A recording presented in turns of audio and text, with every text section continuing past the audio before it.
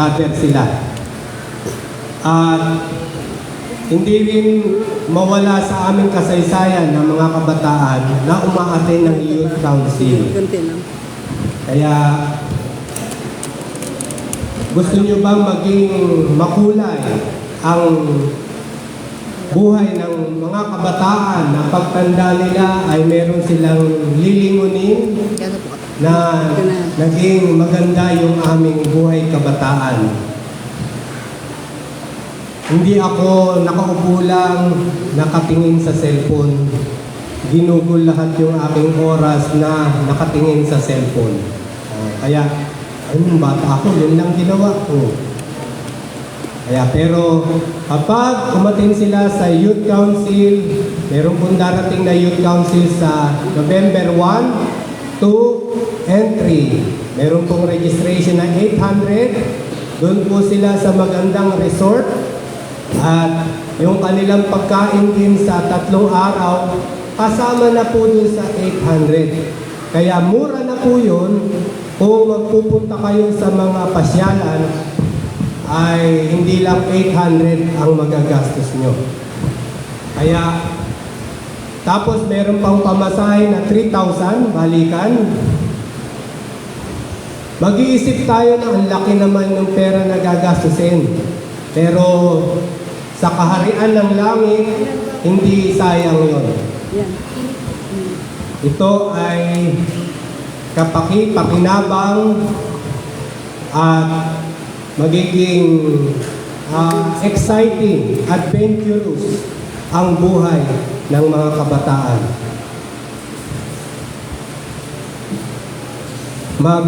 Dumulog muna tayo sa Panginoon sa panalangin. Ama naming Diyos, maraming salamat, hindi kami ulila. Maraming salamat, posible na naming makilala ang Diyos. Makapantay namin sila sa aming katayuan sa pamagitan ng pagtanggap namin sa Panginoong Hesukristo bilang tagapagligtas ng aming buhay. Kaya kapag taglay namin ang Panginoong Hesukristo, kapag pag-aari na namin ang Panginoong Hesukristo sa aming buhay, ay pag-aari na namin ang Panginoon Diyos. At kung anuman ang pag-aari ng Panginoon Diyos ay bilang mga anak niya, ay pag-aari na rin kami. Pag-aari na rin namin yung lahat ng kanyang pag-aari. Kaya salamat po, Panginoon, sa magandang pagpapalang ito sa amin pong mga buhay na palagi po namin binubulay-bulay at madaragdagan pang muli ang aming mga katotohanan na naririnig sa pagkakataong ito. Kaya kailangan namin ang presensya ng banal na Espiritu na siya po ang aming tagapagturo, na siya po ang aming magbibigay ng liwanag sa mga isipan namin na matagal na nasa kadiliman. Kaya salamat po sa pagkakataon na ito na ma-open ulit ang aming mga sarili para po sa iyong mga salita. Purihin ka, Panginoon, sa pangalan ni Jesus. Amen. Tayo daw ay mga saksi. Sabi sa binasa natin, tayo ay mga saksi.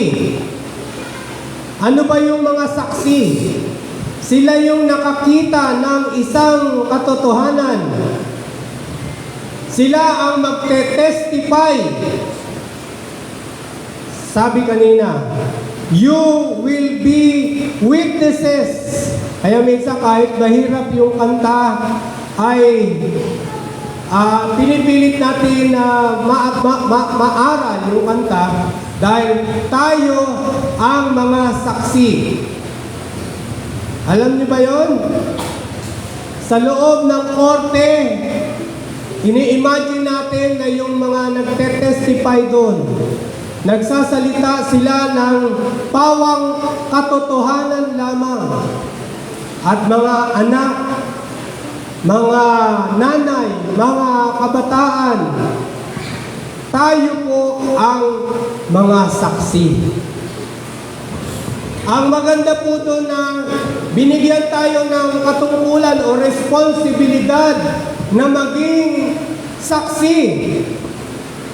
Hindi niya tayo iniwan na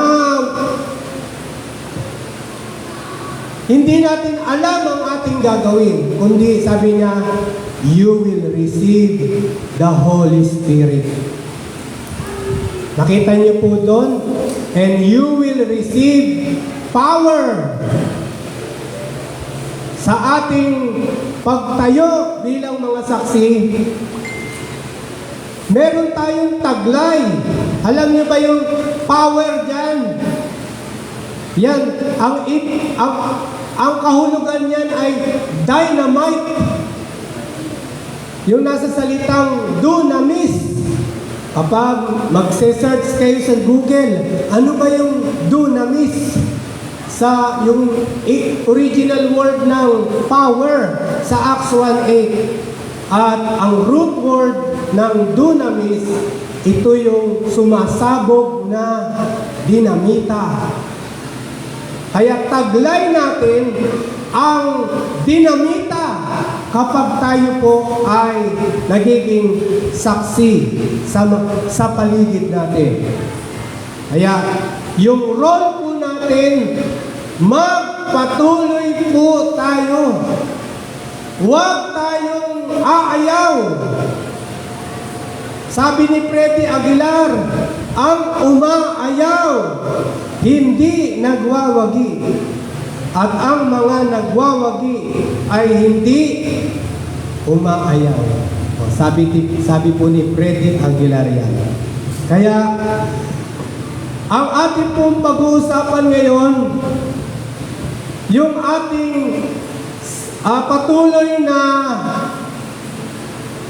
tinatalakay, na ito na naman po tayo sa pagkakataon na makikita natin na pabalik-balik sa banal na kasulatan, na meron po tayong tutunghayan na mensahe sa umagang ito na paulit-ulit nating makikita. Kaya hindi po ako hihingi ng excuse o hindi ako magsusorry kapag inuulit. Kasi maging ang ating Panginoon ay meron siyang mga pabalik-balik na sinasabi at meron siyang dahilan bakit siya nagsasabi ng merong repetitious. Siya ay repetitious. At ito daw, ito ang nakita ko na sumunod na paulit-ulit na makikita natin na yung reproductive system ng ating simbahan. Alam niyo ba na ilan ang populasyon ng Pilipinas? Nung pinanganak ako, nasa 50 yata milyon ang mga tao sa Pilipinas. Sa kasalukuyan, gaano na karami ang mga tao sa Pilipinas? Lagpas na po 1 milyon. Ay, tama ba yun? Lagpas na po 100 milyon. Yun. Kaya, doble na ang populasyon ng ating bansa. Kaya, parami ng parami. At meron pong tinukoy ang ating Panginoon na para mag-reproduce ang mga kasama sa simbahan o yung meron sinasabi siya dito na itong mga kasama natin sa simbahan habang tumatagal, tumatanda sila. Kapag tumanda po, ay hindi na sila makagalaw. Pumuputi na yung kanilang buhok. Diba, Nay? At yung paggalaw natin, nalilimitahan na. Kaya, paano natin marireplace yung mga nagpupunta sa simbahan. Yan po yung inuulit-ulit na mensahe ng ating Panginoon. Paano mapapalitan? Paano muli evangelize yung younger generation, yung mga next generation? Tapos na yung mga generation ng mga matatanda na katulad ko, yung henerasyon ni Nanay Criselda. Paano na yung mga younger generation? Paano ito mapaparami? Kaya ito po ang sinabi ng ating Panginoon. Sabi po dito sa Genesis 1:28. Ano sinasabi diyan? Yung aking assistant, tutulog ata.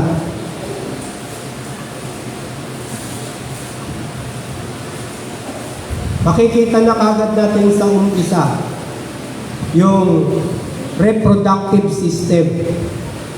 Sabi niya dyan, kayo'y magpalaanakin at magpakarami. Anong sinabi? Maging palaanakin tayo. Nasunod niyo ba ito? Ako, nasunod ko na yan. 4, may kambal pa nga ako sana. Kaya, sabi dito ng banal na kasulatan, kalahatan natin ang buong mundo. Sinasabihan tayo, maaring magagalit sa atin yung mga sumasalungat sa family planning. Pero ang pinag-uusapan, pwede natin pag-usapan dito, na yung prinsipyo na makikita natin dito, na nandoon pa rin yung prinsipyo na kalatan natin ang sanglibutan. Dagdagan pa natin ang sanlibutan. Ito ang thread na makikita natin sa Bible. Yung bang sinulid na mula umpisa hanggang sa huling aklat ay makikita natin yung thread na yan na paulit-ulit na sinasabi na paano ba madadagdagan ang bilang ng kanyang katawan? Paano ba madadagdagan ang pamilya ng Diyos? Paano ba madadagdagan yung marirecruit? Paano ba madadagdagan yung makakaranas ng born again? At ito ay thread na nire-remind tayo ng Panginoon Diyos na sabi dito, kalatan natin, damihan pa natin.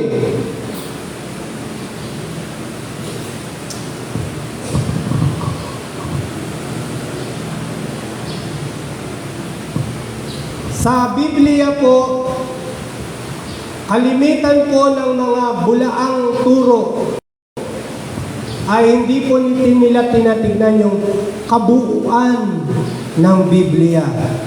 Kukuha lang sila ng isa, tapos yun na yung paglalaban nila, hindi nila tinitignan yung kabuuan. Na, ito ba yung sinasabi sa Genesis?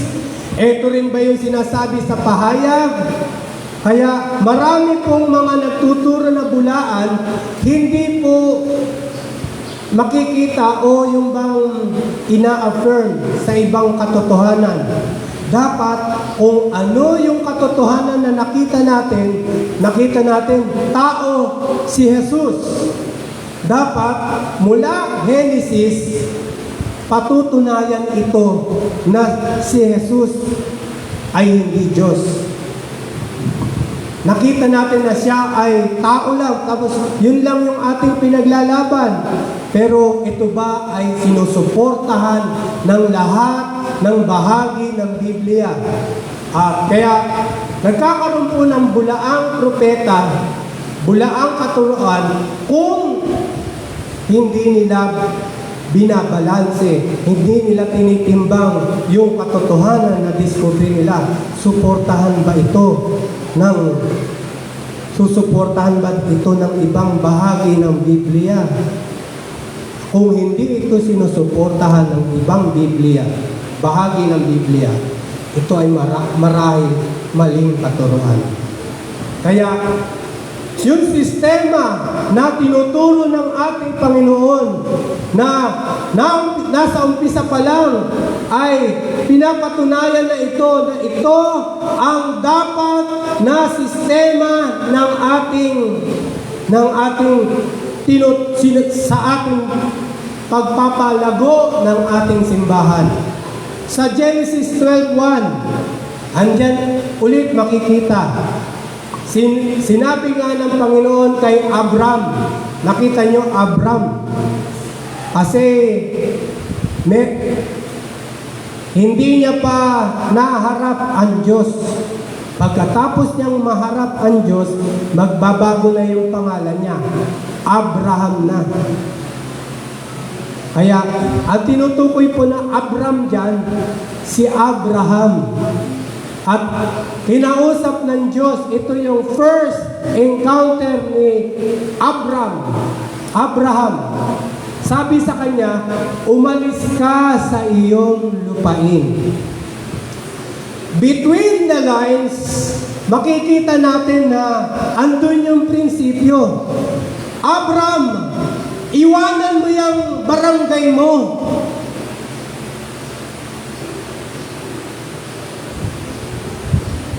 Kalatan mo yung ibang barangay. Hindi makakalatan yung ibang barangay. Kaya, andyan yung prinsipyo. Hindi kakalat kung hindi aalis. Ang Ebanghelyo, ang pangalan ng Panginoon, kung mananatili lang tayo sa isang lugar, hindi kakalat ang Ebanghelyo. Hindi dadami ang mga location ng mga simbahan kung hindi aalis doon sa lugar na iyong kinasanayan. Kaya palagi po natin narinig yung comfort zone. Ay, yung nanay ko kahit nag-iisa siya doon sa Nueva Ecija, hindi ko maisama doon sa Mindanao. Hindi ko maisama kahit nagpunta kami sa Baguio. Hindi siya makatagal. Konting panahon lang. Kasi yung comfort zone niya ay doon sa Nueva Ecija. Yun yung feel niya na masaya siya. Pero si Nanay Criselda, bago na yung comfort zone. Diba, Nay? Bago na yung bahay niya. Kaya, congratulations kay Nanay. Kaya, para kakalat, aalis tayo dun sa comfort zone. Abraham, iniwan niya yung comfort zone niya dahil merong prinsipyo ang Panginoon na paano madadagdagan ang bilang ng kanyang mga anak. Kaya makita pa natin dito sa Hebrews 11:8, sa pananampalataya, si Abraham nang tawagin ay tumalima upang pumaroon sa isang dakong kanyang tatanggaping mana, at siya'y yumaon na di nalalaman kung saan siya paroroon. Yan po yung si Abraham. Kaya hinahangaan yung pananampalataya niya. Kaya niyo bang pumunta sa lugar na hindi niyo pa napupuntahan? Yan po si Abraham. Ano kaya yung sasakyan papunta doon? Ano kaya, saan kaya ako matutulog pag doon sa lugar na pupuntahan? Pero si Abraham, ay hindi niya alam yung kanyang pupuntahan, Merong adventurous spirit si Abraham at iniwanan niya ang kanyang sariling bayan at pumunta siya sa ibang bayan na gusto ng Diyos para sa kanya. Ano yung promise ng Panginoon Diyos kay Abraham? Ang pangako ko sa iyo, Abraham, na dadami ang populasyon mo. Paano mangyayari ang pagdami ng populasyon mo kung hindi ka susunod sa akin? Kaya meron siyang ang promise ng Diyos sa kanya na sindami ng bituin sa kalangitan ang magiging lahi mo. Sindami ng buhangin sa dalampasigan. Ito ang pangako ko na bilang na mangyayari sa iyo. Kaya, umalis ka sa iyong lupain. Iwanan mo yung nakasanayan mo. At kaya si Abraham, umalis siya at hinangaan siya ng Panginoon na please ang Diyos kay Abraham sa kanyang pananampalataya. At sabi pa sa Genesis 12:3, pagpapalain ko ang mga magpapala sa iyo at susumpain ko ang mga susumpa sa iyo, Abraham. At sabi pa dito, pagpapalain sa iyo ang lahat ng angkan sa lupa. Makakatanggap daw ng maraming pagpapala ang mga kapitbahay niya. Kung sino man nakakakilala kay Abraham, sino man nakakonekta, nakaugnay kay Abraham, lahat sila tatanggap ng pagpapala ng katulad ng pagpapala kay Abraham. Gusto niyo ba nun? At huwag po nating lilimitahan ang Panginoon kung ano itong pagpapala na tatanggapin kay ni Abraham. At sabi po dito, ang tinutukoy pala dito, magmumula sa lahi ni Abraham ang darating na Mesaya, na darating na tagapagligtas. Magpapatuloy yung ibinubuhos na pagpapala ng Diyos kay Abraham. At sabi sa Galatians 3:29, kayo'y kay Kristo. Sabi diyan ni Pablo sa mga taga-Galacia, kayo'y kay Kristo. Kaya kayo may binhi ni Abraham. Amen? Kahit Tiboli tayo, kahit Mangyan tayo, kahit Ilocano, taga Bisaya, taga Luzon, anuman ang lahi natin, ay pwedeng mag-iba ang lahi natin. Magiging katulad tayo, kasama tayo sa lahi ni Abraham dahil tayo ay kay Kristo. Kay Kristo kayo may binhi ni Abraham. Amen? Nakita niyo po yung prinsipyo ng pagdami na naging pagpapala si Abraham na umabot hanggang dito sa ating lugar at sa lahat ng sulok ng daigdig. At hindi lang isang tribo ang pinuntahan, ito ay nagpunta sa iba't ibang tribo, iba't ibang lahi. Kaya, etong prinsipyo ng reproductive system, huwag nating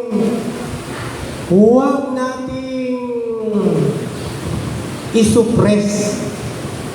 Ang sabi pa sa New Testament, sabi sa Matthew 28:19, ito pa rin yung prinsipyo, yung reproductive system natin. Dahil dito, sabi ng ating Panginoong Jesus, magsiyaon nga kayo. Anong sabi doon? Umalis daw tayo.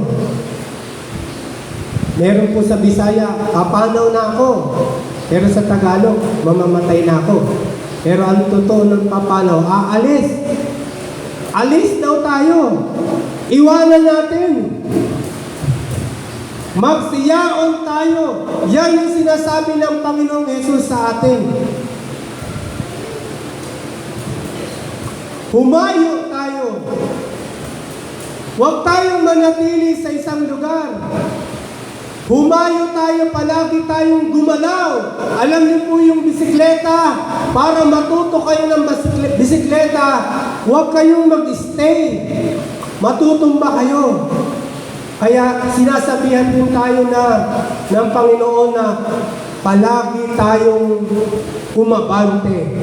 Palagi tayong gumalaw, sumulong, at sabi dito, magsiyaon nga kayo. Huwag kayong makontento sa inyong katayuan. Hindi pa yan ang gusto na katayuan ng Diyos sa atin. Umalis tayo dyan. Humakbang tayo. Yan ang sinasabi ng ating Panginoong Hesus sa atin. Ganon din sa Marcos. Ang Ebanghelyo, Mateo, Marcos, Lucas, Juan, kaya yung pangalawa na makikita natin dito sa Mark 16:15. Sabi doon, magsiyaon kayo sa buong sanlibutan. Amen? Yumayaon ba kayo? Hindi lang ito sinasabi sa mga disipulo. Ito ay para sa lahat ng Kristiyano. Inuutusan tayo na iwanan natin, yumaon tayo, umalis tayo sa buong sanlibutan. Ganon din sa Lucas 24:7. Ipangaral sa kanyang pangalan ang pagsisisi at pagpapatawad ng mga kasalanan sa lahat ng mga bansa. Sabi doon, magbuhat sa Jerusalem. Yan ang magiging hub. Yan yung gitna. At lahat ay lalayo sa Jerusalem. Itong mga disipulo ay iniwanan nila ang Jerusalem. At nagpunta sila sa lahat ng mga bansa. At ganun din sa John 16, verse 15. Sinabihan tayong muli na magsiyaon. Alam nyo, kapag naboboringan na kayo sa inyong katayuan, meron sinasabi ang Panginoon sa inyo. Umalis na kayo dyan sa monotonous na katayuan ninyo. Parang paraan ng Panginoon niya na gumalaw kayo. Punta kayo sa iba. Sumulong kayo. Bangon! Kaya ito sinasabihan tayo ulit sa John. Sabi niya dito, kayo'y magsiyaon at magsipabunga. Kayo'y magsiyaon at magsipamunga. Kapag yumayao tayo, ay magkakaroon ng sipol ang ating mga buhay. Merong mga uusbong sa ating mga buhay. Kapag galaw tayo ng galaw, abante tayo ng abante, merong nangyayari sa ilalim ng lupa ng ating buhay na patuloy na kumakalat yung ugat at patuloy na nakakasipsip ng mga sustansya. At kapag galaw tayo ng galaw, ay merong lalabas na mga bunga sa ating pong mga buhay. Una, hindi natin makikita yung mga bunga. Pero habang tumatagal tayo, ay unti-unting nag-a-appear na sa ating mga buhay itong mga bunga na ito. Amen ba? Paano tayo magkakabunga kung hindi tayo gagalaw?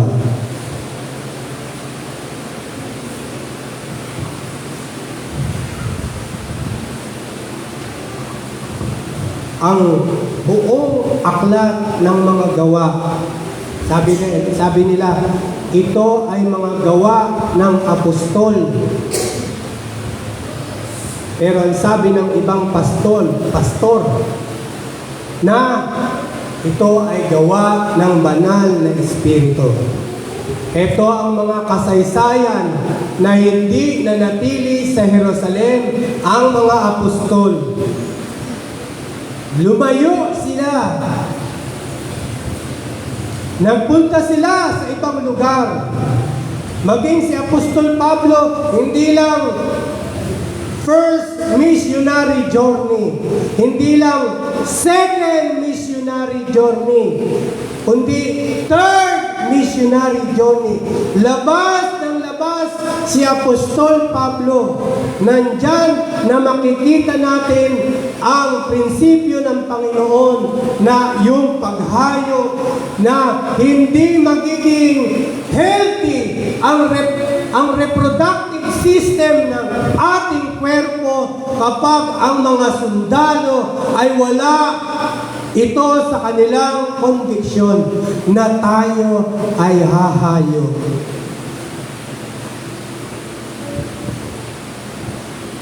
Ibuka lang natin yung bibig natin, hindi nga tayo makapagbuka, hahayo ka.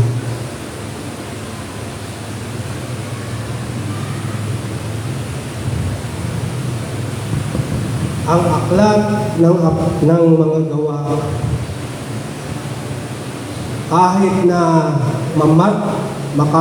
mamartir sila dahil sa pagpipigil sa kanila sa paghayo o pagbuka ng kanilang bibig. Minsan mga kapatid, ibuka naman natin yung ating mga bibig. Kayo ang nitaglay ng pinakamasayang balita. The greatest news of all time. Taglay natin ito. Humakbang tayo.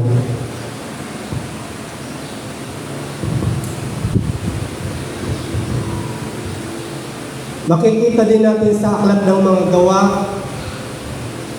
yung si Apostol Pablo, merong pagkakataon doon sa Acts 18:6. Habang humahayong siya, habang pumupunta siya sa ibang lugar, ito po yung naranasan nila. At nang sila'y magsitutol, yung mga nakikinig sa kanya, hindi naniniwala sa kanya. Nire-reject yung dalang mensahe ni Apostol Pablo. Sabi dito, nagsitutol yung mga tao against sila kay Pablo. At itong mga taong ito ay nagsipabusong at pinagpag niya ang kanyang kasuotan at sa kanila'y sinabi, tingnan niyo si Pablo, ang inyong dugoy sumainyong sariling mga ulo. Ako'y malinis, buhat ngayon, paparoon ako sa mga hentil.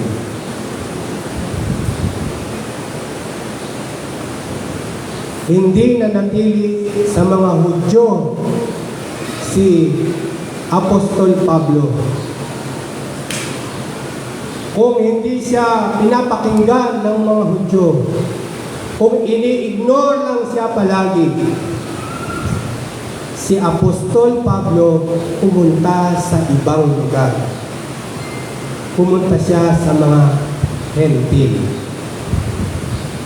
Gusto niyo ba yung ganun? Bumaling tuloy ang atensyon ng Diyos, inalis sa mga Hudyo, ibinaling sa mga hentil. Huwag nawang mangyari ito sa ating pamilya, na malagi tayong maging open sa Panginoon, na andito ako, Panginoon. Huwag mong aalis ang focus mo sa akin. Amen? Pero nandun pa rin ang pagkalat ng Panginoon. Patuloy pa rin ang pagkalat, ayaw ng mga Hudyo, ayaw ng mga kasama niyo sa trabaho, hindi ibig sabihin, hihinto na tayo. Hindi po sinabi ng Diyos na huminto. Patuloy pa rin tayo. At meron pong larawan na ito ang kasukdulan sa Revelation, na ito na yung pinaka-climax. Ano ba yun? Unti-unti, little by little na yung pag-gradual na pagpapunta sa kasukdulan at nakarating na doon sa kasukdulan, sa kaganapan, sabi dito sa Revelation 7:9. Ito na po yung kasukdulan na hinihintay natin, na ito ang mangyayari sa future. Pagkatapos ng mga bagay na ito, ay tumingin ako at narito ang isang lubhang karamihan. Ang dami daw yung pangitain na yun ng mga tao. Sana all. Sana kasali tayo dun sa lubhang marami na di mabilang ang sino man na mula sa bawat bansa. Alam niyo ba yung bawat bansa? Bawat bansa, hindi yan Pilipinas, Taiwan, Japan, hindi po yan. Hindi bansa ang tinutukoy yan. Hindi yan political nation na tinayo ng tao. Hindi yan yun. Ang tinutukoy na bansa na sinabi sa Matthew 28:19, humayo kayo, go ye therefore into all nations. Ang tinutukoy na bansa yan ay mga tribo. Iba-ibang tribo. Puntahan natin ang lahat ng mga tribo na hindi pa napupuntahan. Meron dapat na bilang na dapat na maligtas sa lahat ng tribo. At sinasabihan tayo, puntahan natin itong lahat ng mga tribo na ito. Alis tayo. At sabi dito, mula sa bawat bansa at lahat ng mga angkan, kita niyo po yun, mga bayan, mga wika na nakatayo sa harapan ng luklukan at sa harapan ng kordero na nangadaramtan ng mapuputing damit at mga palma sa kanilang kamay. Kaya natupad yung population na ini-expect ng Panginoon Diyos na lubhang marami. Hindi pa rin naalis yung prinsipyo ng kung paano mapaparami ang populasyon ng ating simbahan. Kamusta yung reproductive system ng ating simbahan? Si Major, menopause na. Pero, kamusta yung ating reproductive system ng ating simbahan? Wala pong menopausal sa reproductive system ng ating simbahan. Hahayo pa rin tayo. Next mo. Saan tayo hahayo? Saan tayo hahayo? Huwag na kayo mag-isip na mag-officer pa. Hindi yun ang tinutukoy ko. Pero hindi ko kayo pride. Kung yun ang calling ng Panginoon sa iyo. Humayo tayo. Ano po yung tinutukoy ko? Immediate family. Ako may kapatid ako. Meron akong nanay. Si Major Emma, meron siyang immediate family. Yan po ang ating puntahan.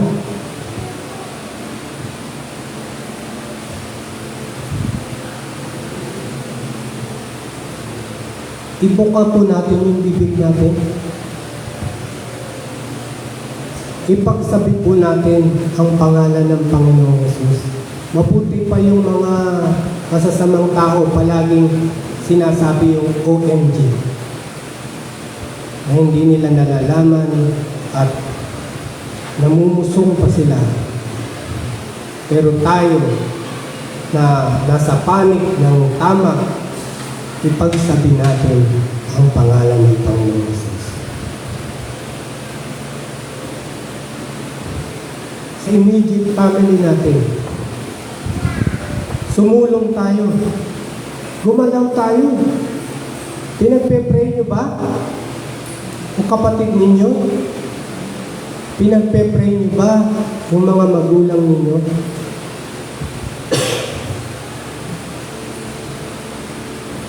Paano natin sila may ibig kung ipag-pray ay hindi natin sila napagpe-pray? At yung sarili nating pamilya, huwag na tayong lalayo. Humayo tayo sa sarili nating pamilya. Sino magmamalasakit sa sarili natin? Magmamalasakit ba kayo kay Ninoy? Hindi. Ang merong mas mataas na pagmamalasakit na inaasahan para hayuan sila ay tayong sariling pamilya. Kalampagin natin ang kaharian ng Diyos. Panginoon, mahabag ka po sa anak ko. Panginoon, palambutin mo po ang puso ng anak ko. Panginoon, bigyan mo po ako ng pera para mapadala sila sa torch bearer. Panginoon, bigyan mo po ako ng pera para mapadala sila sa youth council. Napaka-practical pagtupad. Yung ating mga relatives, marami tayong network. Minsan sa Facebook, ayaw nating masabi dyan na baka magkaroon tayo ng controversial na issue. Gamitin natin sa mga relative natin na minsan na-rebuke ako Umatin ako ng concert ng Papuri doon sa Paramount Theater. Doon sa harapan ng North Mall, SM. Nakatabi ko doon yung yung classmate ko ng elementary. Christian ka pala? Sabi sa akin. Sabi nung kaklase ko, kasi nanonood din siya sa Papuri. Ba't hindi mo sinasabi? Sa kabila ng sinasabi pa rin ng nanay ko, kung sila ay mga estudyante ng nanay ko, bakit hindi mo sinasabi na Christian ka? Yung mga kapitbahay natin, yung mga kasama natin sa trabaho, naririnig ba nila ang mabuting balita?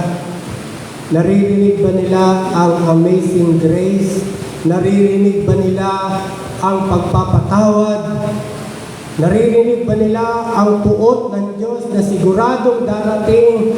Naririnig ba nila yung literal na lugar ng impyerno? At gano'n na lang kalaki ang pag-ibig ng Diyos, naririnig ba nila sa mga kaklase natin? Lahat, humahayo ba tayo? Kamusta po yung paghayo natin? Meron pong awit sa ating, hindi ko lang alam kung paano natin ito sasabayan. Kunin niyo po yung inyong mga chat.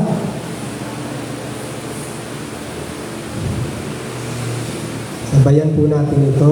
Kanta niyo.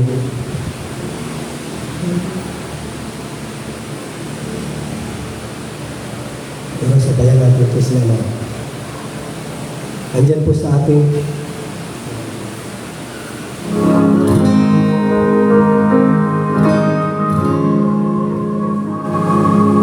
Lord, I stand in the midst of a multitude of those from every tribe and tongue. We are your people, redeemed by your blood, rescued from death by your love. There are no words good enough to thank you.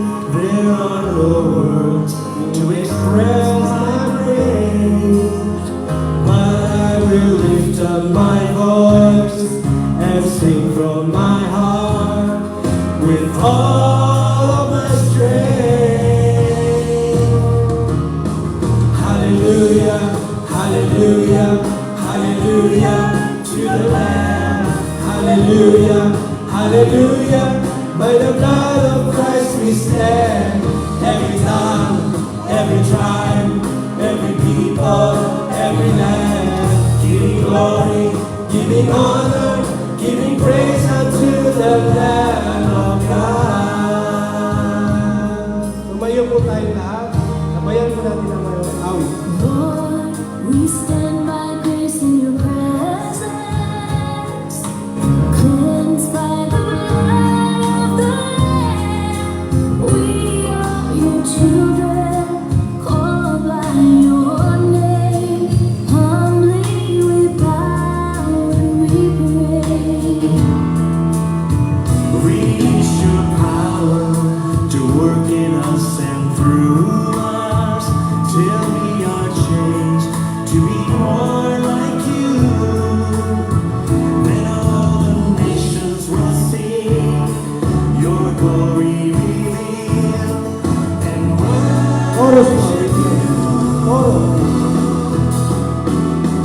Hallelujah, hallelujah, hallelujah to the Lamb. Hallelujah, hallelujah, by the blood of Christ we stand. Every tongue, every tribe, every people, every land, giving glory, giving honor, giving praise unto the Lamb of God. Every knee shall bow. Every time.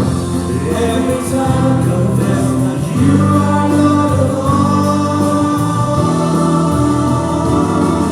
Hallelujah, hallelujah, hallelujah to the Lamb. Hallelujah, hallelujah, by the blood of Christ we stand. Every tongue, every tribe, every people, every land, giving glory, giving honor, giving praise unto the Lamb of God. Hallelujah, hallelujah to the Lamb. Hallelujah, hallelujah, by the blood of Christ we stand. Every tongue, every tribe, every people, every land, giving glory, giving honor, giving praise unto the Lamb of God. Giving praise unto the Lamb of God. Giving praise unto the Lamb of God. Jesus Christ, Lamb of God.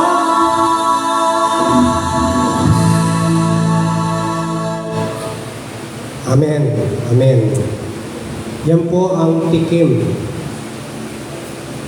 na kaganapan sa kasukdulan ng kasaysayan. Kasali ba tayo doon? Amen. Isali natin yung member ng pamilya natin. Naliman pa natin yung luha natin para po sa mga member ng pamilya natin. Ama, bigyan mo po kami ng makalangit na pagnanasa Bigyan mo po kami ng aggressiveness.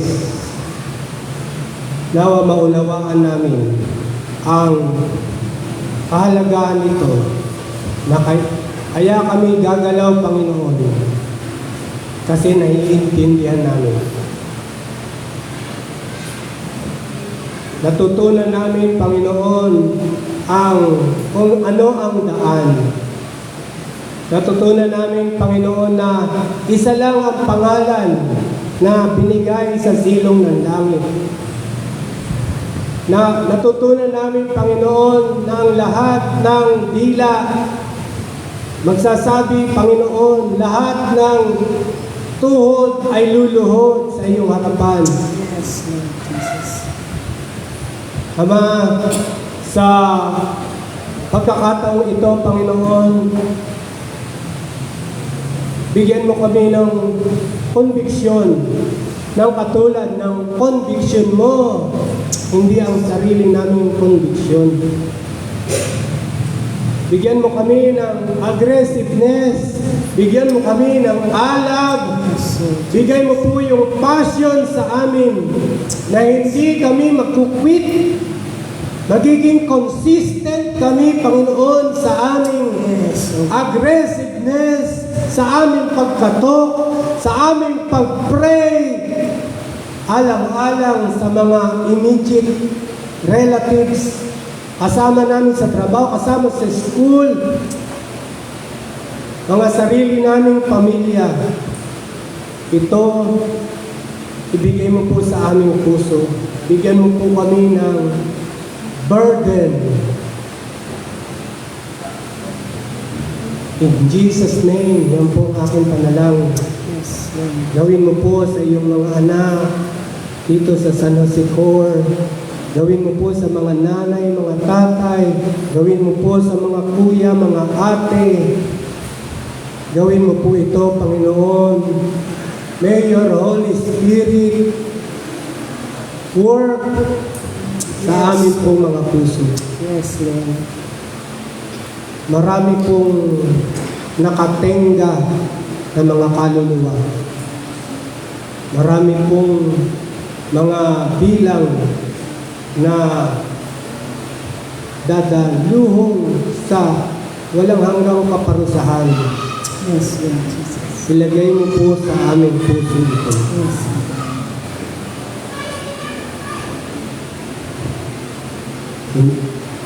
In Jesus' name we pray. Tanggapin po natin ang benediction. The Lord bless you and keep you. The Lord make His face to shine upon you and be gracious to you. The Lord lift up His countenance upon you and give you peace. In Jesus' name. Amen. Amen. Magandang umaga po sa Hallelujah. Magandang umaga.